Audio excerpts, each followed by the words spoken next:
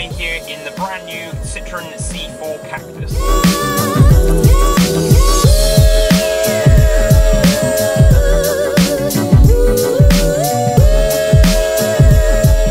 But what really surprised me is just how much grunt this thing's got low down. It really does pull from low down the rev range. It feels like a much bigger engine. It's got some real performance there. In this car, at least, it feels properly sprightly, which is slightly at odds with the very roly-poly chassis. But this is not a slow car by all means. You would not be disappointed with the performance of this car if you bought one.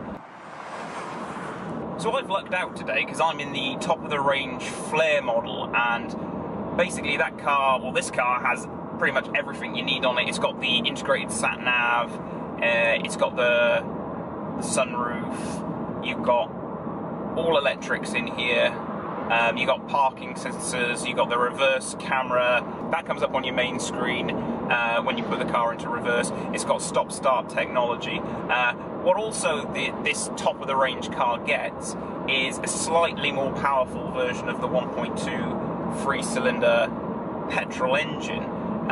It's a turbocharged engine. This engine has won Engine of the Year, International Engine of the Year, for about 3 years running.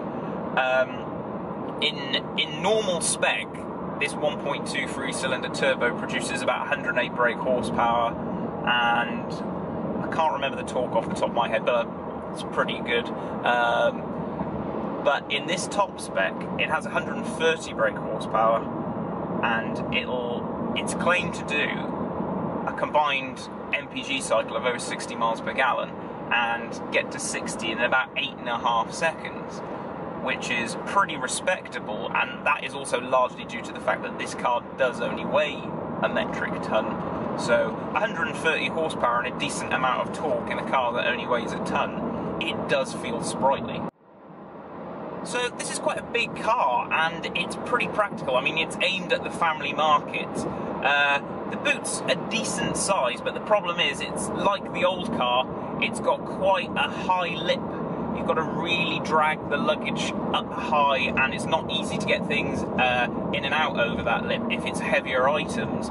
It now comes with a split folding rear seat arrangement, which the last car I don't believe had. I think it had an all-in-one, so that's a bit more, you've got a bit more flexibility now when you fold the seats down. You don't have to fold the rear bench down all-in-one, which is a good thing.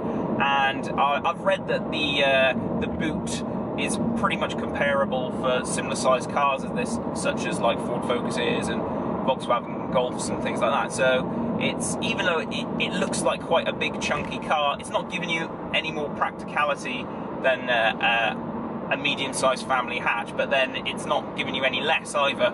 I jumped in the back a bit earlier on. It was a very nice place to be. There was a decent amount of headroom. I mean, obviously this sky roof, panoramic roof, whatever you want to call it, does take a bit of the headroom away if you're a taller passenger, but not all of the cars come fitted with that. So in terms of practicality, it isn't bad. It's not class leading by any stretch. If you need a car that you need to carry a lot of things in it, this is maybe not for you. So what is the Cactus like to drive? The first thing that strikes you is just how incredibly soft the ride is. This new Cactus comes with a new suspension system which has essentially a double damper. I've been throwing this car around a bit now, and I've noticed a slightly unusual handling characteristic. Because it's got this double damper system, this two-stage damper, when you throw it into a corner, you feel like you have to get through the compression of the first initial damper. You get a lot of roll and compression through that damper. Before then, it feels like you get into like a larger, firmer damper. So when you're really cracking on, it feels like you're cornering in almost 2 stages. So you turn the car in, you wait for the car to sort of compress through its first damper travel, then it sort of takes up the direction change and it starts to load, and then you get like a secondary ride. So it's a slightly odd sensation. So you have like a two-phased cornering roll sensation, which is weird. But if you're not really into driving, you're not going to care. You will have tuned out of what I've just said now, and it's not going to bother you. It just worry about, you're going to get a nice ride. It's going to be soft, it's going to be comfortable. You're not going to be thrown around corners. You don't care. You don't care. Don't worry about it. Ignore me. Ignore what I'm saying. Ignore it, it's fine. So even though Citroen have changed things up a bit on the exterior design of this car, fans of the old car will be quite happy to note that the dashboard in this car is exactly the same as the old car. So if you like the dashboard of the old car, that's probably, you know, you're going to be quite happy that it stayed the same. That basically means that you get two screens, one simple screen just in front of the steering wheel, that gives you your speed, your gear, your mileage. It also hooks up to the sat-nav, because this car is the top of the range Flare model. It comes with everything. It comes with sat-nav as part of it. So on that little dashboard, it tells you what the speed limit, national speed limit is on any given road. And then you've got your main infotainment screen in the middle, which is a nice big screen. I've been playing around with it now. It's a little slow. There's a little bit of a delay in it. The big downside for me of the infotainment screen is that literally everything in this car is done through that one screen in the middle, including air conditioning or climate control as it is in this car. And that's a real pain, because when you just want to change the temperature, you have to have a good look at it and scroll through, press all these buttons, and it takes quite a long time because there's a bit of a delay on the buttons. If you really want to like drop the temperature or raise it quickly, you're there poking away, jabbing away at the screen for longer than what would be safe when you're trying to drive. So that is a bit of a downside of this car.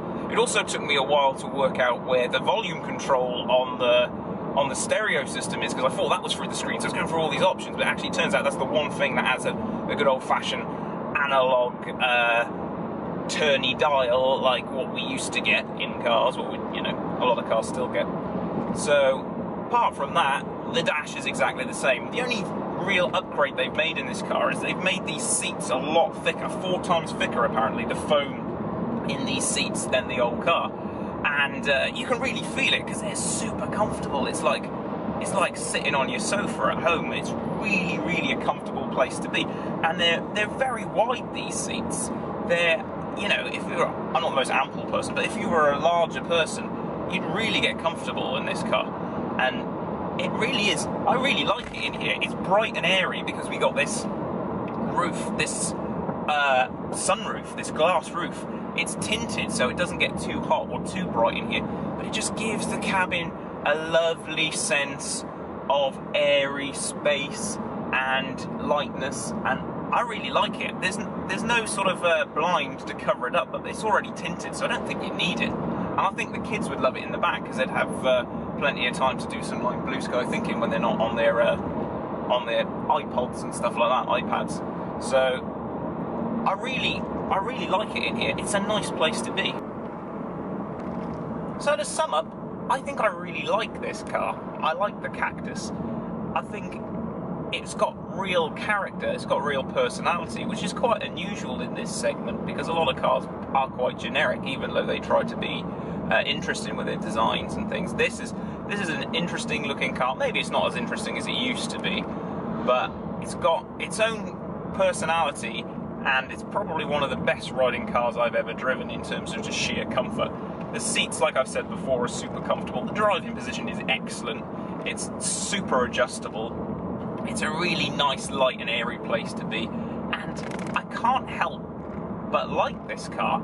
Of course, it isn't a driver's car at all, but people aren't buying it for that. You're not going to buy it for that. It's reasonably priced. It has a very good engine. It's frugal. It doesn't cost that much to run. And you won't be disappointed if you buy one of these things. So I would recommend it. So hopefully you've enjoyed this video. If not, let us know. Let us know why, because you know we're happy to try and improve the quality of our videos as much as we can to keep you guys happy, keep you guys coming back. And if you want to see more videos of various cars and car projects and just various CarShizz, please subscribe to the subscribey thing underneath here, or comment under the thing under here, but it doesn't exist right now for me because I'm in a car. Thanks.